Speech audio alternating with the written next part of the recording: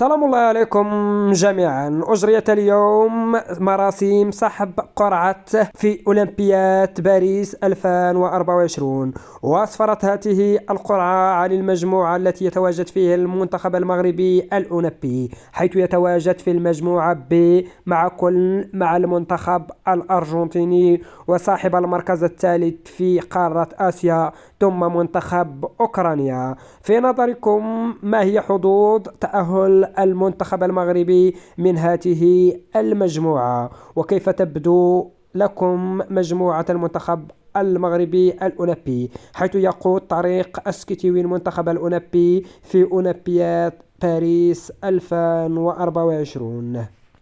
وما هم اللاعبين الذين سيشاركون مع المنتخب المغربي الأولمبي من المنتخب الأول، في انتظار إعلان طريق السكيتيوي عن الأسماء المنتخب المغربي الأول التي ستشارك مع المنتخب الأولمبي؟